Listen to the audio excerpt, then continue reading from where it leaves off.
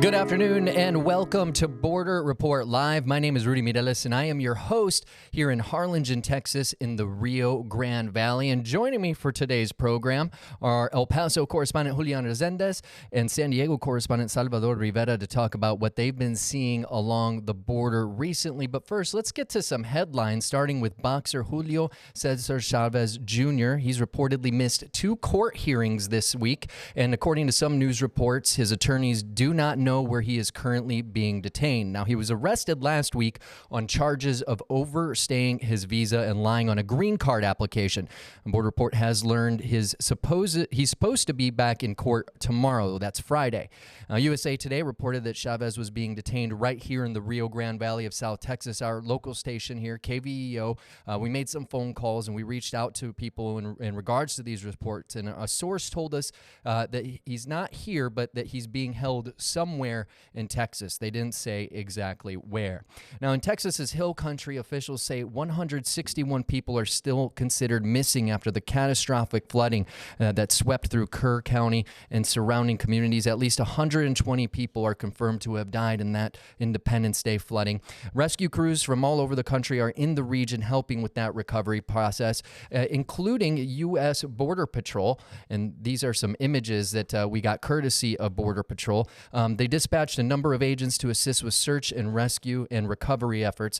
U.S. Customs and Border Protection says helicopters from air and marine operations are also helping out with that situation. Personnel from BORSTAR, which is the Border Patrol search, trauma, and rescue teams, are also in the Hill Country. And I'm going to go ahead and bring in our El Paso correspondent now, Julian. Julian, there's some flooding going on your side of the border as well. Tell us a little bit about that.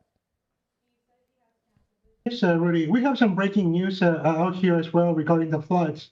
A few days ago, we started getting some torrential rains, not in El Paso, which is a desert, but in a community in the mountains about 2.5 hours north of El Paso. It's called Ruidoso. And it's a place where people from El Paso go to escape for a weekend, get a different type of weather, different type of climate. And what happened is that the flooding, the rain was so intense that it caused some spectacular flooding that you're looking at on your screen right now.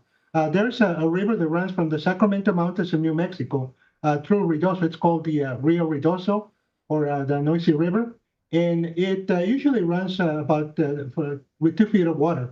And this time, it crested upwards of 20 feet of waters in some places. And you can see the effect. It just swept through roads, through homes, through entire neighborhoods, and caused a lot of damage.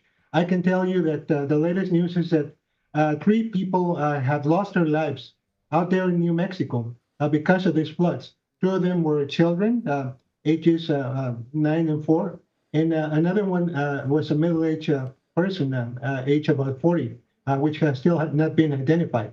Now, I want to draw your attention to an image that should be coming up soon, and that involves an entire house, a house on stilts that was swept away by the current.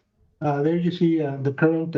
This was really catastrophic, and the governor of New Mexico was in Ruidoso this morning. Several other officials from U.S. senators there's the image.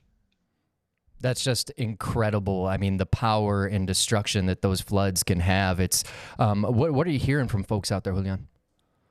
Well, obviously, the community is completely devastated. Not too long ago, a few months ago, they went through some flooding, and now they were not expecting this, which topped whatever happened a few weeks back. Some people are totally lost their homes. Others are not sure how to rebuild. Many are grateful that they escaped tragedy, unlike this family, which was a visiting family from Fort Bliss, Texas, just spending some time out there, and they lost 2 other members. Like I said, there's a 3rd fatality, but we haven't identified it. So the community is very concerned, very shocked, and they're hoping the recovery effort will be swift. And of course, that it stops raining. Now, we know Border Patrol that, we're going to talk more about some of the skills that they use, but have they been dispatched out your way as well? I'm not aware of that. I know that, like you said, that they were dispatched to Central Texas to help with not just with the flooding, which really you can't do anything about the flooding after the fact, except clean it up, but with the rescues. And over here in New Mexico, thankfully, we don't have reports of numerous people missing. So their presence and their specialty is to rescue people, to look for people. So they have not been needed out there in Ruidoso so far. All right. Well, thank you so much, Julian, for that report. And we're going to come back to you in just a minute to talk about some of the training that Border Patrol agents are getting to do those search and rescues. Stay with us. Border Report will be back in just a minute.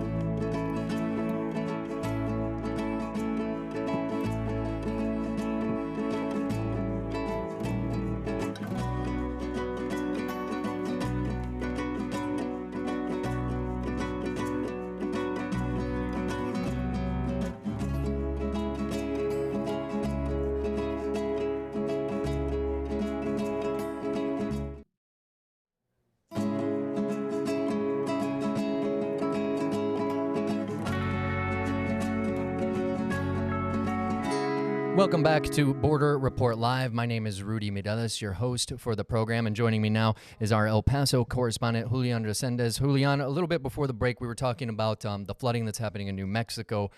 You said not as many missing individuals there, thankfully, like we're having with the flooding situation in Central Texas. But one of the things that we talked about was Border Patrol agents, some of their search and rescue units coming. You've actually gotten to, ride along with these folks, witness the training. Why don't you tell us a little bit about those Border Patrol units, the rescue units that are deployed to Central Texas right now? Here's some background of how this came to be, and it has to do with my colleague Sandra Sanchez's presentation yesterday.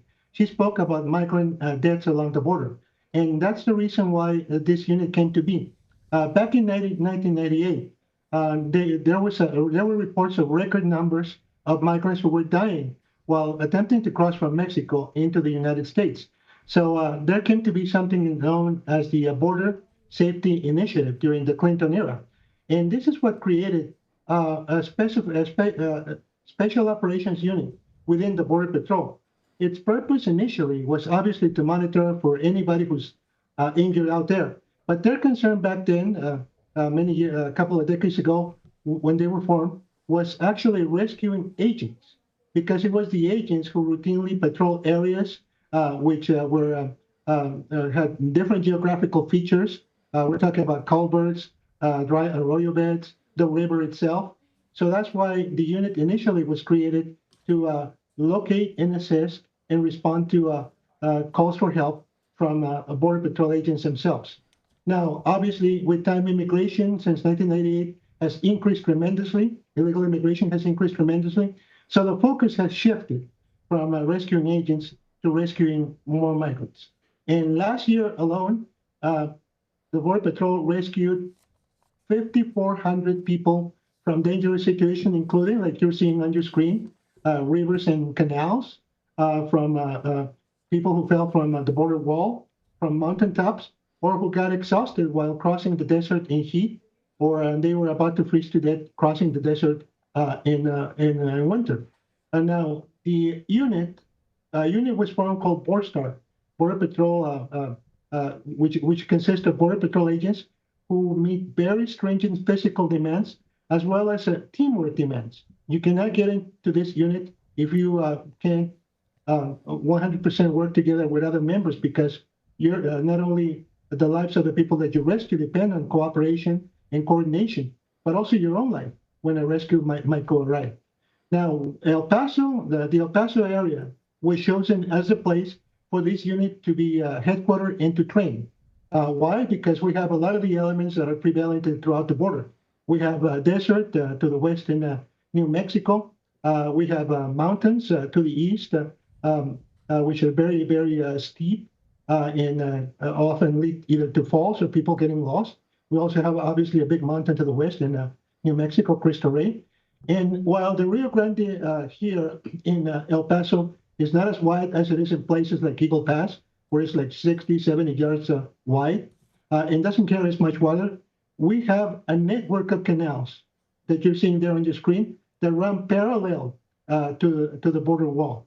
And these canals, especially 2, 3 years ago, when the border was still kind of more open than it is now, and people were crossing, people were falling into the canals and dying. We had a spate of a couple of dozen people who died in those canals, and that's where the Border Patrol BORSTAR, it's called the BORSTAR Rescue Unit, comes into effect. Agents are trained; they train in those canals, so they're familiar whenever a migrant falls and loses his strength and starts going down, or when he gets caught up in the debris. And those canals sometimes carry debris. So that's the reason why the BORSTAR agents come in, throw what's called a lifeline, which is basically a rope with a disc attached for the migrant to grab it and be pulled up. So we have all the geographical elements here in El Paso for these agents to come, train, and then be deployed to places. You mentioned about the BORSTAR unit that was deployed to Central Texas from El Paso. Well, other units as well are very likely assisting from other places, including the Rio Grande Valley, where I know river rescues are a big thing. Yeah, Julian, I wanted to ask you more about the training. I know pararescue in the United States Air Force, for example, they always like to joke, those guys, about how when things go bad for Marines, Navy SEALs, soldiers, they're the ones that get sent in to rescue them. The training, if anybody's ever seen, any of the training on Discovery Channel for Coast Guard swimmers, divers, these pararescue across the different branches, it's just so physically demanding. You've seen some of this training. Tell us a little bit about what it looks like. Yeah, just a couple of weeks ago, I had the privilege of going out to the desert in New Mexico, to Otero County, New Mexico, and I was able to watch some of this training. What you're seeing there are some simulation. These are agents that are on the last leg of their training. They've already passed the most difficult part. And as you can imagine, the most difficult part is the physical requirements. I am told that 7 out of 10 agents, and you have to be a Border Patrol agent to apply to be in this rescue unit, 7 out of 10 agents who apply end up not being picked, either dropping out at some point of the course or just being told, sorry, you can close, keep working on it, come back next year. Because of the physical requirement, you have to be able to carry a lot of equipment, wear your uniform, including tactical vests, because they were so close to the Mexican border that they don't know whenever something bad's going to happen, such as someone throwing a rock at you or worse, a bullet. Like in this particular scenario, which is simulating the rescue of an agent who was shot by a smuggler. So the training is very demanding physically. It rivals probably anything that you see in some of the service agencies that you mentioned. Yeah, absolutely. And it's not just the physical portion of the test. It must be just absolutely mentally exhausting to prepare and then go into this training. When you talk to these agents, did they ever give you kind of, what it's like for them psychologically to go through these things? Yeah, first of all, what they told me is that they really wanted to be in this because they wanted to save lives. And like I mentioned at the top of the show, last year, this unit and other Border Patrol agents were able to rescue 5,400 people, mostly migrants, who were in distress. So it's the satisfaction of basically saving a life that drives them. Now, they also told me that it's very impactful when you're in the field and you conduct, especially your first few rescues. People in trouble are screaming. People in trouble are letting you know that they feel that they're about to die. So you got to be psychologically prepared to deal with these scenarios in real life because you can't let them get to you. You got to go ahead and do it. Like in this case, after some person gets shot, you're supposed to make the bleeding stop, make sure it's not going to lead to an infection, and then transport the victim to an area where other agents are going to help you with this emergency. And let me mention that in addition to the physical training, to the psychological training, there's also medical training. Yeah, that was going to be my next question. I see them putting IVs in there. Tell us a little bit about that.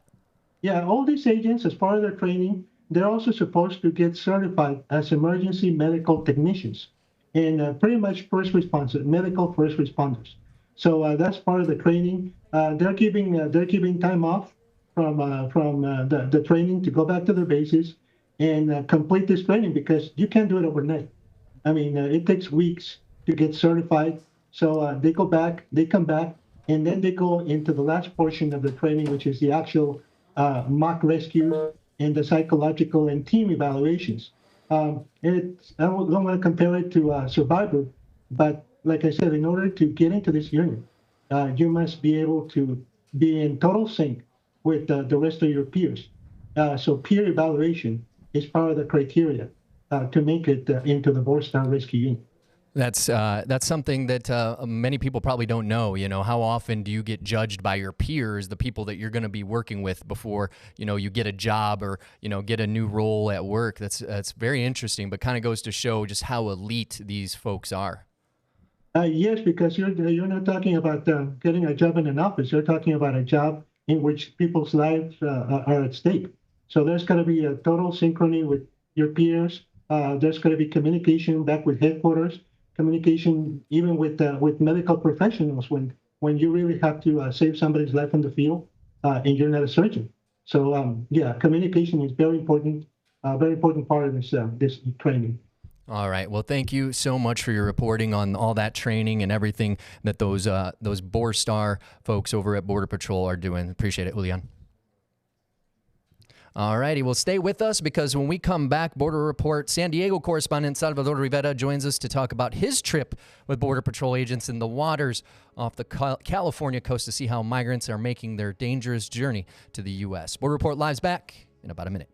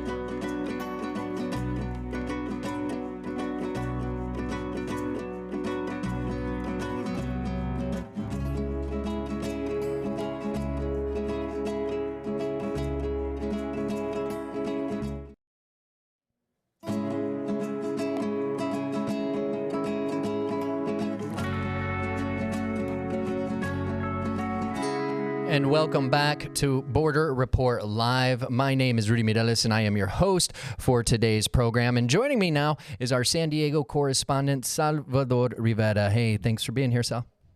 Of course, Rudy. Now, we have been seeing historic lows when it comes to land or illegal land border crossings. You can't say the same about what's going on the water, where the illegal maritime smuggling events have remained steady so far this year. Since October 1st, when the fiscal year began, we've seen just under 400 of the smuggling attempts on the water. Now, these are events that they know of, so there's a lot more happening that we simply don't know. Agents aren't able to interdict the boats, the migrants, as they come across the border. Yesterday, Customs and Border Protection extended an invitation for us to ride along, come in a boat, and go out on the water to see how they are doing on a daily basis, night and day, 24/7. They're out on the water trying to interdict, trying to stop this smuggling event. So we accepted that invitation gladly, and we set off from San Diego Harbor bright and early in the morning, just as the sun was coming out. By the time the sun rises over San Diego, these air and marine agents with U.S. Customs and Border Protection have already been on the water for hours, looking for unlawful migrants trying to enter the U.S. along the Pacific Ocean. That encompasses pangas, wrecked vessels, jet skis, swimmers, all those are considered maritime events. Eric Laverne is with the U.S. Border Patrol, which arranged for members of the media to get on the water to experience what it's like to chase down a boat carrying unlawful migrants. Many times, agents encounter panga boats like this one. You're looking at a vessel that anywhere else would not be considered seaworthy, but for this purpose, they're using it for a smuggling event. So when you're putting 20 to 25 people aboard that vessel, and there's no one to call out there, so if that vessel breaks down, you're on your own, right? Unless you're rescued by Coast Guard, the Navy, or someone else. Laverne says smugglers don't think twice about endangering the lives of the migrants or the people near the coastline. Smugglers have become more brazen in their activity. We've seen individuals landing boats in the middle of the day, nearly hitting surfers and swimmers who are in the waves as they're beaching their vessel. There are times when smugglers don't make it to the beach as their boats capsize in the surf with deadly consequences. So far this year, 7 migrants have been killed in the waters of San Diego. It's extremely dangerous. These landings are happening not just in San Diego, but Los Angeles, Santa Barbara, and as far north as Central California. The only way for us to handle this maritime smuggling problem is by working a whole of government approach. So that's between air and marine operations, the United States Coast Guard, United States Border Patrol. They're out here 24/7. But obviously, when you think about it overall, you have a 20-foot vessel in the Pacific Ocean. That is a large area. And when they do spot a smuggling event in progress, it's hard to put an end to it. Smugglers, they don't want to give up. They have no intention of giving up. They will run. They will beach the vessel. They will do anything they can to try to escape prosecution. That is some incredible stuff out there, Salvador. I know we on this side of the border, we call them lanchas. But, they're typically reserved for illegal fishermen. You know, in my about 8 years of reporting here in the Rio Grande Valley, I think maybe twice we've seen them trying to smuggle people. That's a big difference. Tell us a little bit about just what your experience was out there. Well, it was, first of all, it's exhilarating. Being out on the water on a fast boat, it's a lot of fun. But then you think about what the men and women with Customs and Border Protection's Air and Marine Unit are doing on a daily basis. And they're out there in the water. Yesterday, we were lucky that the Pacific Ocean cooperated and it was somewhat calm. But think about what it's like when there's a storm approaching and the waves are big, the currents are against you. You're going to be bobbing and weaving out there, as we call it, deadliest catch experience out there. And but that's something that not only are the agents going through, but think about the migrants who load on this panga, this lancha that's got enough room for maybe a dozen people, but they fit about 25 folks on there, and they set off on their journey from well south of the border. Perhaps there's a little fishing village somewhere in Baja, northern Baja, and they set off in the middle of the night and they head north. And think about what it might be like if you've never been on the water. You're going to get seasick.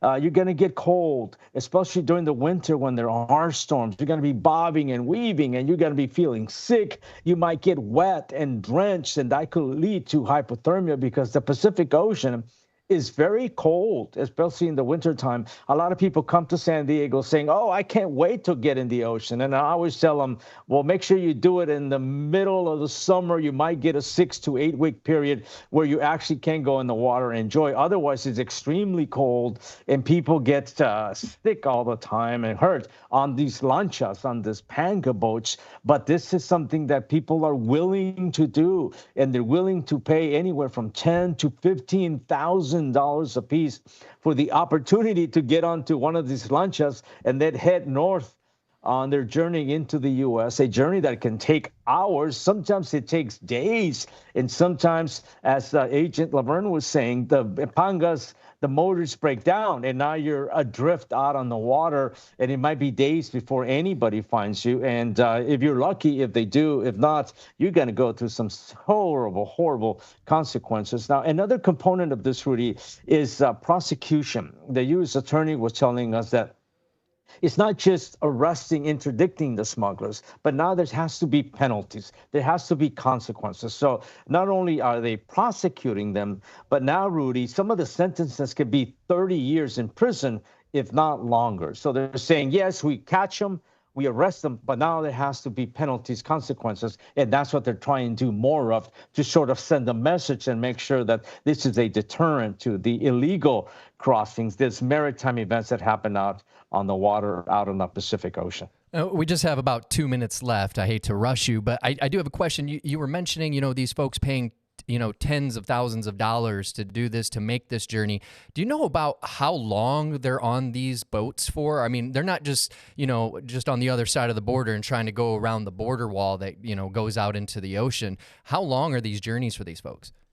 This could be 4 hours if you're lucky. But again, if the currents are against you, it's going to take you days. And sometimes they don't just go along the coast and head north and beach. A lot of times they head to the west for as much as 100 miles before they make a right. And then they hit land up in Los Angeles, as far north as Santa Barbara County, way up there in Central California. So this journeys can take days. And a lot of the times you don't have enough water, rations to keep you going. Certainly you're not prepared for the elements. So it's a tough go. It's a rough, rough trip that a lot of these migrants are willing to do simply for the hope, the prize of maybe getting to the U.S. and leading a better life for yourself and your families. All right. Well, thank you so much for getting out on that boat for us, Salvador. I remember last time I was on a boat for a story, I was out on sick leave for about 2 days just with seasickness. So I could only imagine what it must be like out there for these folks and, on a recurring basis. I appreciate it. And thank you so much to you, Julian Resendiz, our El Paso correspondent, for joining us to talk about the BoreStar training today. We really appreciate you both being here. And before we go, I just wanted to remind you to go ahead and check your local Nexstar stations for their schedule, because you won't want to miss this week's Political Power Ranker show. This week, host Chris Berg and Emerson College's polling director are going to examine who's up, who's down in the world of politics based on data, so make sure to check that out. And also make sure to check out borderreport.com. You're going to find all the stories that Julian, Salvador, Sandra Sanchez, our South Texas correspondent, and our incredibly talented team of award-winning border journalists are working on every single day. My name's Rudy Mireles. Thank you so much for watching. We'll see you all tomorrow.